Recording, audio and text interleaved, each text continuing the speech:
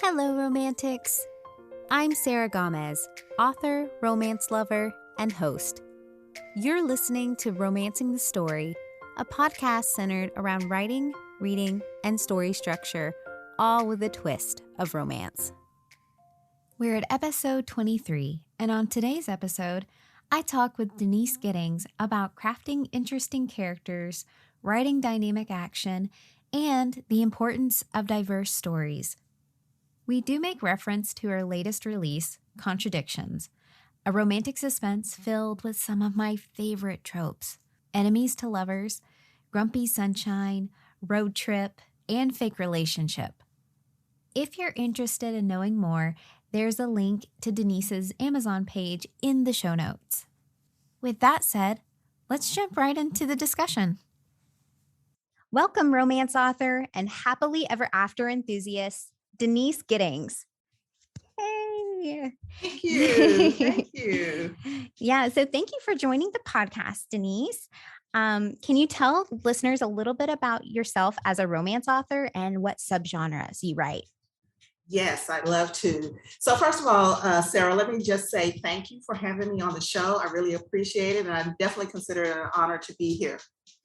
In terms of a little bit about myself, I live in the Dallas-Fort Worth area of Texas, and I am married. I have a son. I have an overweight German Shepherd, and I love coffee. And what's odd about that is I love strong, dark coffee, but then I like to add a lot of creamer and sugar. So I like strong coffee, but then I like to sweeten it up.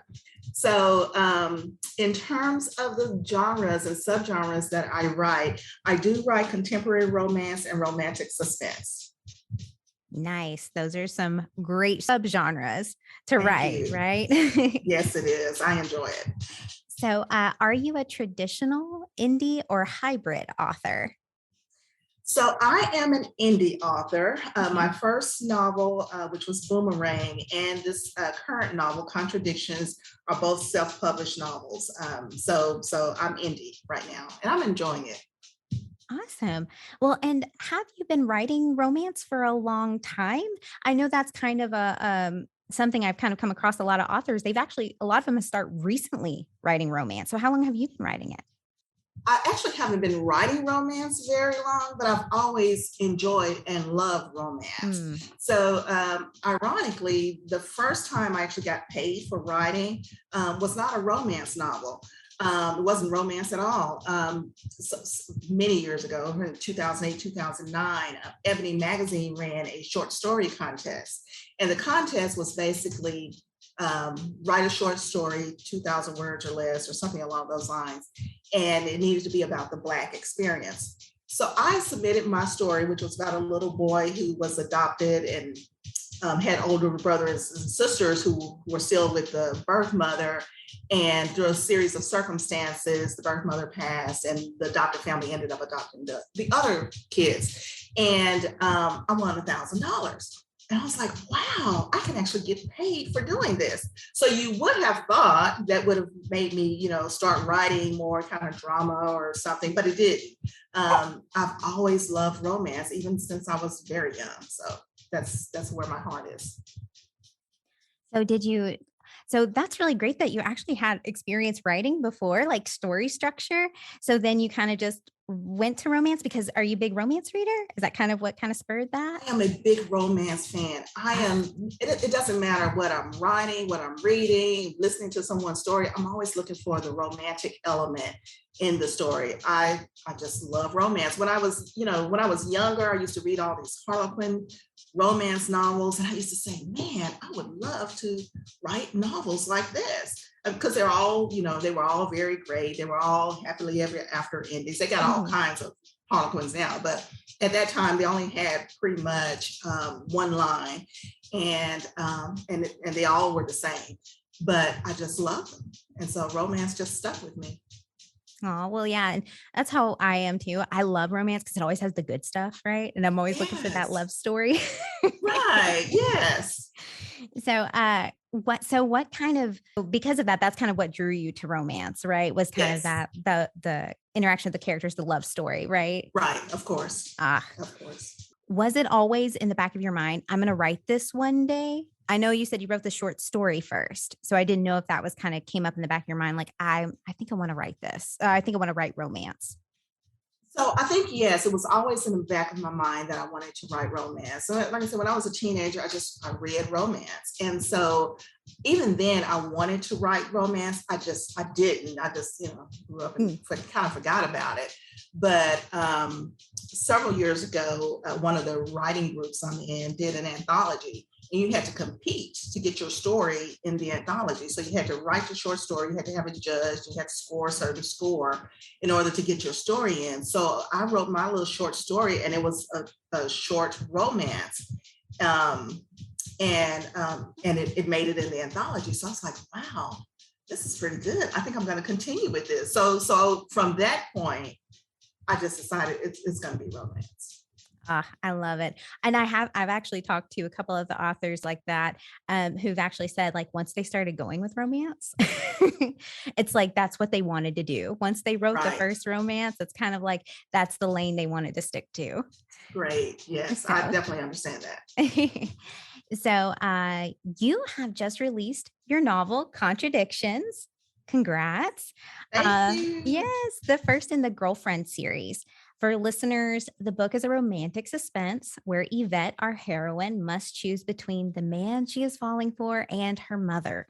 And unfortunately, she can't have both. So is this the first series you've ever written? It is the first series I've ever written. So, I never actually planned to write a series. I planned to write standalone novels only. And a couple of years ago, I attended RSJ Virtual Book Con, and they have it like in July of every year. And at that book con, and I took several classes with them afterwards, and have attended, several other book cons. And people are always saying, you need to write series. You need to write series because your readers really want series. So I finished this novel, and I said, well, maybe I should listen to what others are saying. And I decided I would make it a series because, as you know from reading the book, there are 3 girlfriends, and I said, well, I could do a story on each girlfriend and create a series.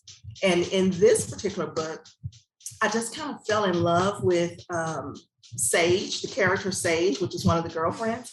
And, she's just different. She's independent, and, she's sassy, she's sexy. And I just kind of liked her. And I said, I'm going to do a story about her. So I'm probably 80% done with that story, which will be the second story in this series. It's called, since you've read the book, it's called Just Sex, which is appropriate for a book with Sage as the lead character. So I decided I would do a series, and I'm well on my way with that. That's awesome. And I'm so glad you're giving Sage her own book, because I remember reading her, and she stood out to me. I was just like, I hope she's such a great character. She has so much confidence, and yes. she is, kind of sassy, but she's very straightforward. I was hoping she would have her own book. Yes. Well, see, so you're even further proof that people love series, and they fall in love with the characters. So they want to learn more about them. So so it was a standalone then when you first started writing, though? Yes, it was. Right? Oh, yes. Okay. How was that process different from writing a series from a standalone? Did you have to go back after you kind of wrote some of it and kind of had to integrate more things, or did it kind of just come out fully formed already? Because it was already done. I think if I knew from the very beginning I was writing a series, I probably would have made a lot more notes about the things I wanted to make sure I include in the second book or the third book. It's only going to be 3 books, but I probably would have done a better job of keeping notes about some specific elements that I want to make sure show up in the remaining series. So, I enjoy the standalone. My first book, Boomerang, is a standalone, but every time I speak to a group that has read Boomerang, they're like, well, when's the second book coming out? And we want to see what happened. We want to see, did Jeff and Diane have a baby? Did they get back together? And is Myra going to come back in the story? I mean, they're asking me this. I was like, well, it wasn't really meant to be. There wasn't meant to be a second book. But I'm getting these requests, so maybe I'll write a second book related to that. But it wasn't planned. But like I said earlier, people fall in love with the characters and they want more of them. So I'm thinking about maybe I have to do a second book to the first book. So we'll see. Yeah, maybe like a novella or something like that. Yeah, we do Right. as readers, we crave, I think, to know after they have the happily ever after. We're just like, okay, well then what else? Right, exactly. Right. It's like this So insatiable. I definitely understand. And I love that too. I love that. I love, learning more about the characters. I think that's why a lot of people, they include things like scenes that were taken out of books or stories for the readers, because they really want to know more about what happened and what's next with those characters. Exactly. And what a testament to your writing is the fact that people want to know more. They're so invested in these stories and your characters that they're like, oh, we have to know what's going on in the next book. Right. So that makes me feel good. It also adds a little pressure too, but I definitely enjoy it. Writing is very natural for a lot of people. And I think, I'm a business person. So, I'm majored in business. I got, several degrees in all business related. So for me, I really have to spend time with the craft because I'm more of a technical writer than a creative writer. But I love doing this so much that I'm willing to take the classes and learn what I need to know, because it's more of a passion for me than even my business side and the things I do, in my full-time job. I love this. This is what I love to do. I love that you bring that up too, because sometimes, writing is, obviously you have a great ability for that, but it is like, it could be different, right? From like the business versus the creative side. Right. Yes. Yes. I think you have to tap in. I really believe that all of us have a creative side, and that, oftentimes we suppress that part of us. And I think I myself even did that for many years, but it's something I've always wanted to do. So I just finally said, you know what, I'm going to do it. And so that's what I've started doing. I'm just doing it. That's fantastic. And I do love too that you've taken classes to kind of grow that and nurture, right, that ability, because sometimes I think we as authors, we perceive ourselves as writing amazing straight out the gate. And then when we don't, we're like, oh man, I guess we're not meant for that. But we could take the classes and learn to grow that ability. Right, exactly. And I love to learn also. So if someone says, oh, you should take a class from, this person, she's great at teaching how to develop characters, or this person is great, I'm jotting it down because I'm going to look it up and I'm going to see how I can take the classes. So I want to be a better writer. So I'm always going to be looking for opportunities to develop myself. Awesome. And that's great to hear. And I can maybe see a little bit of some of that like talent coming out and some maybe of those things, because you really create these layered and complex characters in your book. And you kind of thrust them into moral dilemmas and where they find themselves making really tough decisions. What kind of inspired you to put these characters in such intense situations and put it at the center of a romance?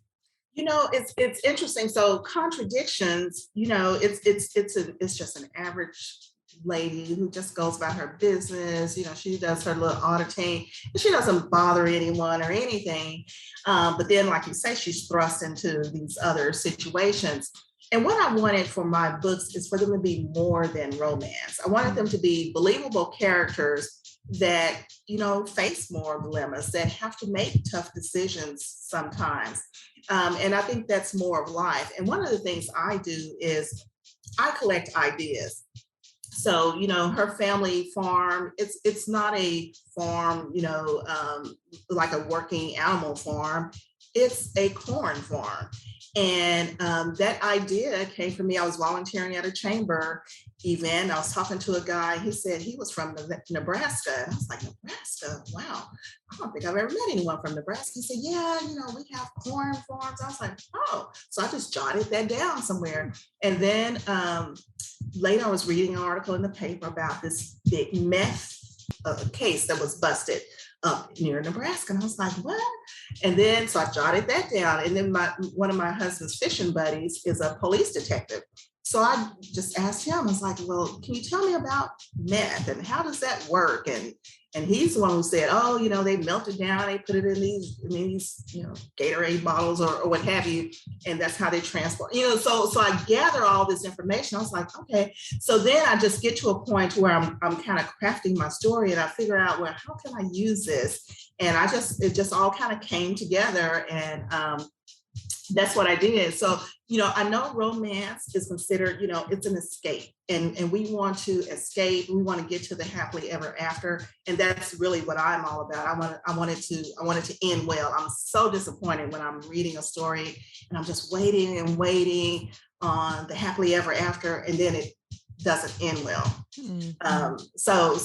But I still wanted my characters to definitely get to the happily ever after, but I wanted them to face some dilemmas and some challenges along the way.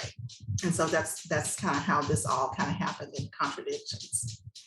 Well, and I think it's so fun that you were doing research kind of before.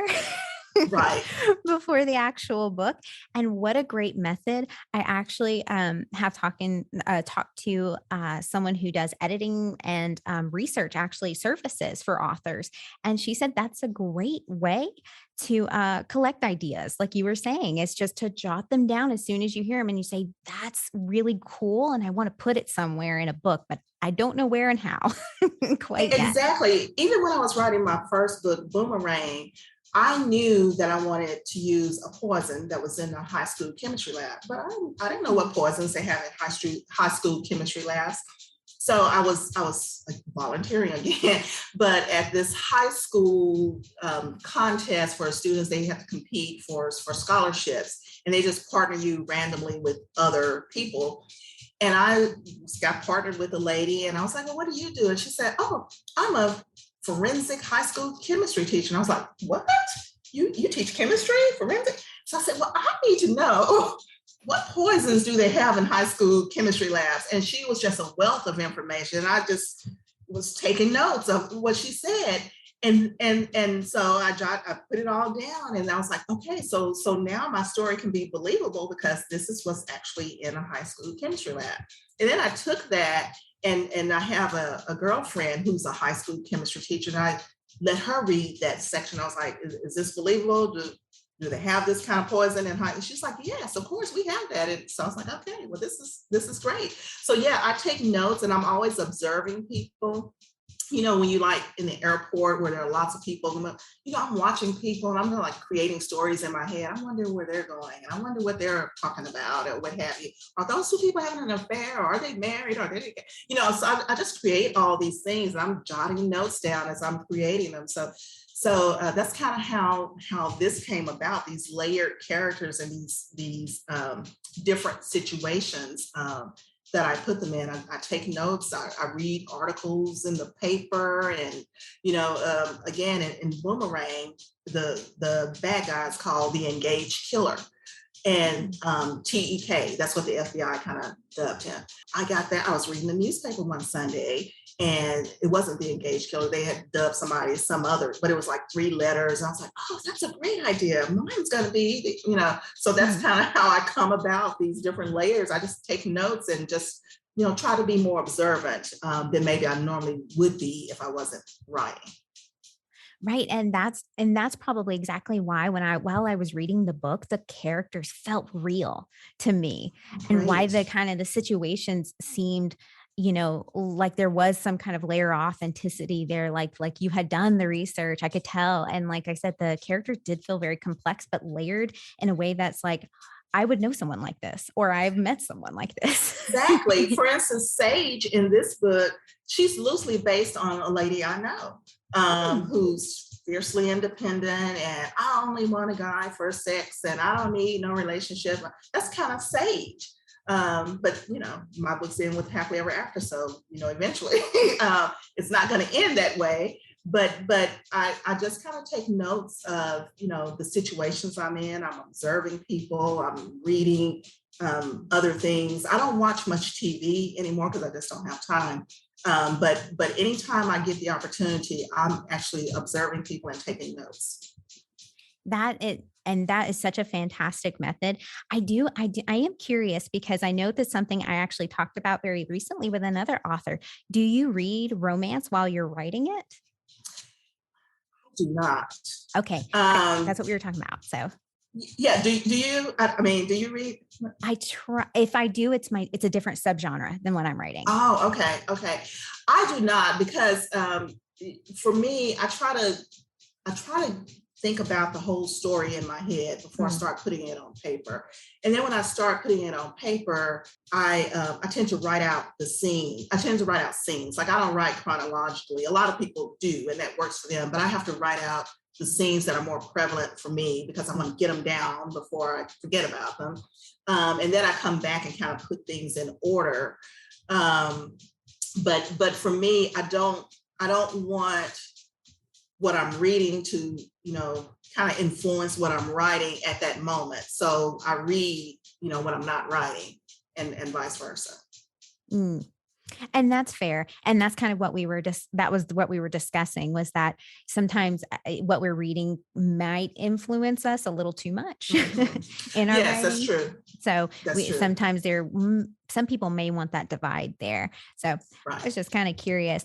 And I will say, since you mentioned Sage, I really, really appreciated that you created this great group of girlfriends in the book. Thank you. I don't feel like I see enough girlfriends in romances, and maybe I'm just not reading the right books, but like it's such a big part of like emotional support and giving that advice to the heroine. Right.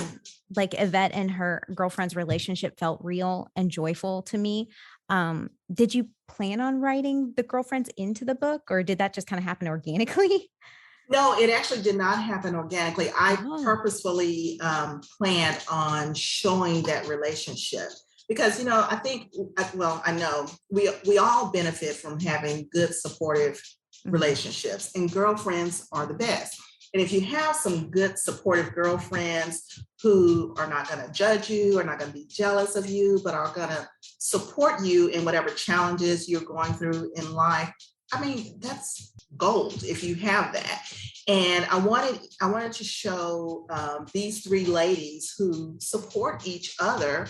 They tell each other, you need to do this, you need to do that. But then if they don't, they're okay with you. You're still my girlfriend, even though you didn't take my advice. So I really wanted to show supportive relationships amongst women. So many times we get, a negative rap about how we, we're catty or we don't, we're jealous of each other, what have you. But I really wanted to show positive relationships amongst these three women. So yes, that was very purposeful.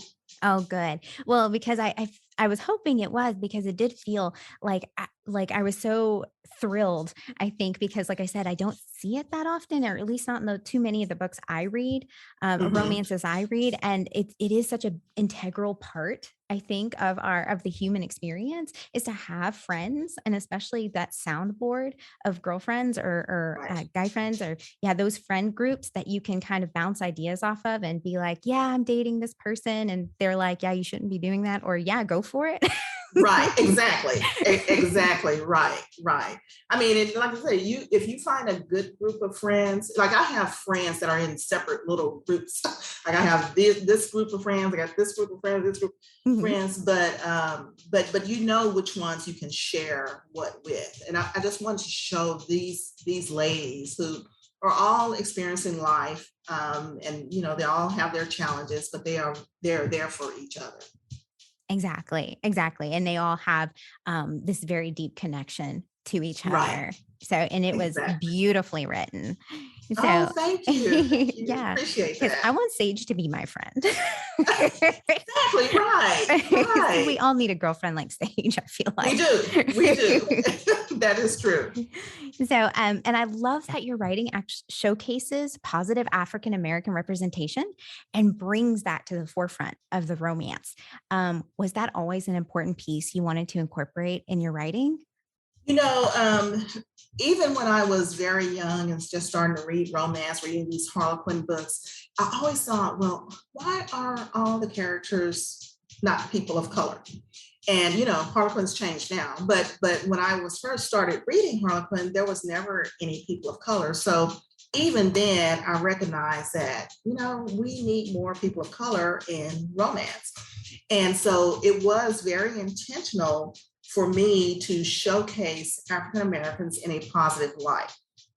It's not the stories you see on the evening news. It's not the stories that maybe you even see on social media. But I wanted to show African Americans that are professionals in jobs, just dealing with the challenges and ups and downs of life. And that was very purposeful on my part to showcase people. You've got one that's a psychologist, you got one that's an auditor, you got one that's an attorney in this, and I have friends like that, so this is not unusual. So I wanted people to see that in my writing. Yeah. And I love that you did show that you showed like different aspects of like all in different jobs and different types of relationships. And that it was really, really nice to see, like you said, like some type of like diversity as you would see in every day, as opposed to the same people. Right. Right. So in a romance, changing gears really quickly. I don't know if you've heard much about this. I only heard about it very recently. So there's been some discourse around trigger warnings in books lately. Do you think it's important that people kind of know what kind of triggers are in a book might contain, like drugs or even emotional manipulation, before they kind of jump into your books? There has been some discussion about this, and I am just really torn on this because, on the one hand, for instance, my book, it does have drugs in it, but you're not having people shooting up with needles or what have you, Right. because that would make it more of an urban book and not a romantic suspense. So on the one hand, I think, no, we don't really need those warnings there, because I think it will limit your perspective, and it may keep you from reading a really good book just because you say, "Oh, this book has drugs in it. I can't read this book." On the other hand, if there's something in the book that may cause a person to have some type of emotional downfall, or some type of mental health issue, then yeah, they probably should know about it so that they're not thinking about whatever that paragraph is they read that now has them, spiraling downward. So I'm on both sides. I don't know what the answer is. I don't know if it's good to list the warnings or not to list the warnings. I see both sides of the coin. Yeah, no, and I'm with you completely. I feel the same kind of way, because at some parts I'm like, well, I don't know if there should be a trigger warning for certain, like it's all on a spectrum, right? It's like how much are you showing? Like you said, the drugs, there's mention of it, but there's nothing Right. shown on screen or on page. Right. So Exactly. do you need that, as opposed to something, that, would you need that warning up front for that? Right. But I do see, like, you're right. I do see like the pieces that some people might feel a little bit like, oh, I didn't expect this going into the book. Right. So, but yeah, I know like I said, I know it's kind of, everyone is a kind of, doesn't really know where to fall. But I think that this book in particular, nothing is really shown on page. And I think, it's really just a romantic suspense at heart, or at the heart of it is just like everything's action, very action based. Yes, and that's a stretch for me because I'd never really written action based before, and I really wanted to get that right. So I was reading other authors that had, and like, okay, I remember reading how this author did it. Maybe I can do that. So this was a stretch for me, and I hope that as I grow, I hope that I grow as I continue to write. So So this was my first entry into adding a little action with the romance and what have you. So, and I wanted the characters to be believable, like, the women with the guns and all, I just wanted the characters, I wanted you to be able to see what was happening as you're thinking about it and reading it. I wanted to make sure that you could really picture what was happening in the story. Yeah, and you did a great job of painting that picture. Yeah, I'm kind of surprised to hear you say you haven't written action before. It was very good, very I was engrossed. Oh, well, that's great. That's great. So like the character Karen Sue, she's just a horrible person, but she's like the opposite of I was talking to, anyway, it was someone with a religious organization. And this lady was so super nice. I mean, just like dripping nice and she was just sweet and nice. Her name was Karen Sue. And I said, you know what? I'm going to just make this the total opposite of this lady. So I thought about all the bad stuff I could do. And this was the current Karen Sue that you got, the total opposite of the real Karen Sue that I haven't met, but I talked to her on the phone. Yeah, I would have never guessed that that's kind of where the name origin came from. I know, right? Yes. Wanted to make her the opposite. That's funny. And and the action was really great. You created really great tense moments too. So you said you kind of read a little bit of action to kind of get those beats down really well. Right. Okay. Right. Did you happen to watch any movies or anything like that? Or is it mostly like you kind of just felt your way through the writing of it? Like what? So I really kind of felt my way. So one of the authors that has inspired me, even though she doesn't classify her books as romance anymore, is Sandra Brown. Like I love Sandra Brown books, and I love that it seems like with every book she's like stretching herself. She's doing something a little different than she did in the previous book. But I like how she creates action and how she creates, her books now kind of have romantic elements. They're not considered romance anymore. But I really like how she creates action. So sometimes when I'm writing, I think about, well, I remember reading in one of her books where she did this or what have you. So that has kind of inspired me quite a bit. Well, and also too, you did a great job of creating this dynamic between characters too. I like how you not just the action portion, but also this the dynamics between characters, because I know our heroine Yvette had a very emotionally manipulative family in a way. Right. And she was and you made this really interesting contrast between her and the hero's family, which was very loving, very open, very pulling her into the fold.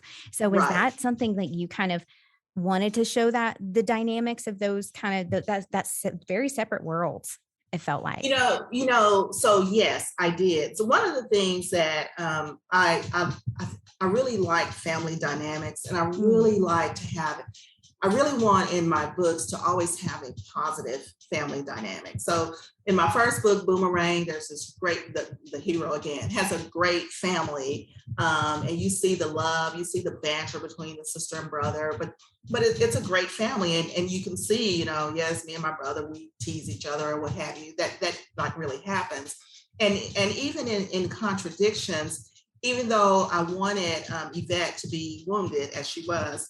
I wanted the guy to be totally different from her. So he had a great family, even though he had some wounds also. They had a great family. They were successful. They loved each other, totally opposite from her. So it was one of the ways I wanted to show how these opposites attract. Yeah. And I loved that element of it. It was kind of this for the tropes.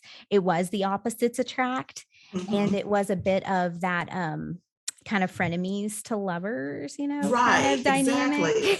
Right. But it made it, to me, I love those tropes. Those are hitting all the best parts for me as far as the tropes. And you did a great job. You did a wonderful job with that, because like I was saying before, it showed some growth for the character, especially in Yvette, to Right. see these pieces of what, these healthy dynamics actually look like. Right, exactly. And I wanted to include things that women could relate to, since most romance readers are women. So that's why I wanted them to be an OB-GYN and the woman with the gown on, because we can relate to that. We go get our annual exam and you have to put on the little gown, and women can relate to that whole scene because we do it every year. So I wanted that to be an element in the book, something that we know. Yep, this happens. Yep, we put on the paper gown and we sit there and wait forever till they come in. So I mean that's what we do. So I wanted those elements in the book because like I said, I really want everything to be believable. I don't want people to read and say, that never happens. Nobody ever does that. I want them to say, yep, I know somebody just like that, or yep, I've been there, done that. Right. And I think that's what has drew me into the book and was kind of like really engaging with me, because I was just like, man, I know people like this, or I have, I've had family dynamics of this kind of sort somehow, some way, Right. Or I've been in this situation. Exactly. Not the action parts, but but the other parts, some of the other parts. Yes, of course. So with the series debut, I know you mentioned that you didn't really plan for it originally to be a series. And then if you had, you kind of would have planned it, maybe incorporated a couple things differently. So in the next book, since you said you kind of have that done, are you incorporating different things, or kind of what lessons have you learned from this first one? So one of the lessons I've learned is that, I need to definitely take, now that I know I'm doing a series, I need to definitely take notes of the things that I want to include in the future books. I also have learned that, like I said before, people fall in love with the characters. So I have to keep that in mind, and I have to have the characters be true to themselves. Like you wouldn't expect to see a sage telling a guy, especially the first part of the book, oh, I love you. And that would never happen because that's not her. But as you get to know her, you're going to learn, she's got some wounds also, and you're going to learn more about her. And I think that in terms of lessons learned, I think planning it out from beginning to end. If I know I'm doing a series, I'm going to plan it out. So this series will be 3 books, but it wasn't originally a series. So my next book that comes out after Contradictions is not part of this series because I'm a planner. So I got these are the books I'm writing. But now that I'm doing a series, I do have Sage book coming out at the end of the year. But I think I'm going to plan out all stories. So like for next year, I think I'm going to do a CEO series. I'm going to plan out all stories and how they interconnect before I write the first book, because I think that will help me in being a better writer and being more true to the expectations of a series that readers have. Well, and I love that you bring up that it works for you if you plan it out. And I'm in complete agreement. I would need, as an author, I need almost like a chart or something to kind of keep track of things. Right. And I know some people do use that. Some people will use different tracking methods, or I've heard some people have book Bibles where they kind of keep track of all these side characters, their storylines, and everything like that to kind of help them find the trajectory of the series as it goes along. Right. Yeah. I don't, I am a plotter, but not a detailed plotter. I do a really good outline of what I expect to happen, and then I start writing the scenes. But I don't write out everything about the characters and everything about what's happening. Now, of course, I do use the resources, the trope thesaurus and emotional thesaurus, all of those things to help build my characters. Those, just great resources. I outline the whole story, but I don't necessarily really write in a lot of detail the whole story, because I do want there to be some organicness to my writing the story. Oh, and that's great. That's great to actually call out, because I know a lot of people do the same thing. Some people are plotters, some are pantsers, and some kind of, go with the flow of the romance, but sometimes the characters have different ideas, right? Exactly right. Your characters will speak to you. That is very true. Yeah, we've talked about that a lot on the podcast, that sometimes your characters will take you in different directions you didn't expect to go, but you Right. trust them and they take you in interesting places, right? Yes, yes, they do. Yes, they do. So, where can people find your books and how can they connect with you? Oh, wonderful question.